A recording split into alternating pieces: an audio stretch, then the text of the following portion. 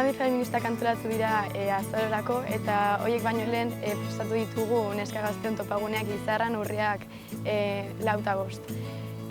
Orain dela 10 urtetan behin egiten dira jardunaldi feministak Euskal Herrian eta horietako prestatzeko neska gazteok batuko gara berriz ere.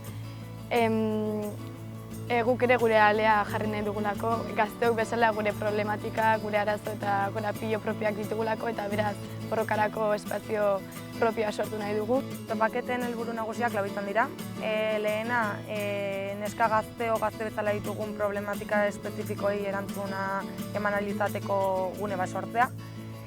Bestaldere baita, kontuan izanik feminismoak azken urtetan izan duen gorakadak izan duen eragina, Euskal Herriko herri gehienetan neska gazteon kolektiboak sortu direla, kolektiboen arteko naiz pertsona, neska gazte feminista individualen arteko saretzea eta hausnarketa kolektiboak sustatzeko. Bestalere bai, borrokaren norabidea finkatzeko eta borroka tresnak naiz hausnarketa ezberdinak elkarbanatzeko eta bar. Eta azken ere bai, gure genealogia feminista ezagutzeko. Urriak 4 eta 5 izango dira topaketak, ostiral zapatua.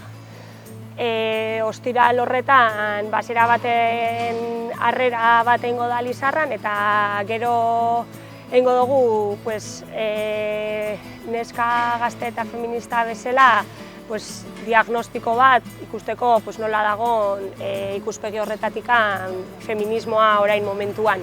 Horren ostian gure genealogia feministen inguruko mahai ingurua egongo da eta ostirala horrekin bilduko da. Gero larun batean izango da egun potentia, egun guztiko egitaragua egongo da.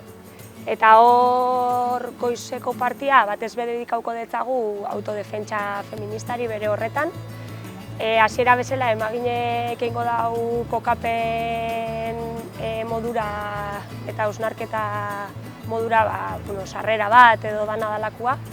Eta gero ja ingo dugu jaietatik eta protokoletatik haratago autodefentsa feministaren inguruko hausnarketa. Autodefentsa feminista oso gai potoloa dela ulertzen dugu eta horregatik topaketetara eraman nahi dugu, izan ere Euskal Herriko emakume guztiak bilduko gara eta horren autodefentsari buruzko hausnarketa potente bat bideratu nahi dugu. Izan ere Euskal Herriko leku askotan topeak aurkitu dituela autodefentsak, baina beste askotan oraindik hastear dago. Gainera, ulertzen dugu emakumeen aurkako indarkeria ez dela indarkeria zehatz bat, baizik eta sistematikoa eta egiturazkoa dela, eta horren aurrean protokoloak eta protestak soilik ez ditugu nahikoak ikusten, izan ere emakumeen aurkako indarkeriaren zabaltasun horri ere bai autodefentsa moldatu behar dela uste dugu.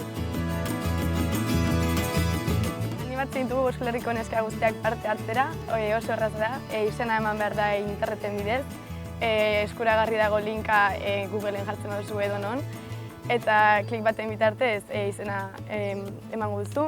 Oso garrantzitsua da kontuan hartzea 27 dela epea izena emateko, eta animatu salda guztien artean sukaldatu behar dugula eta.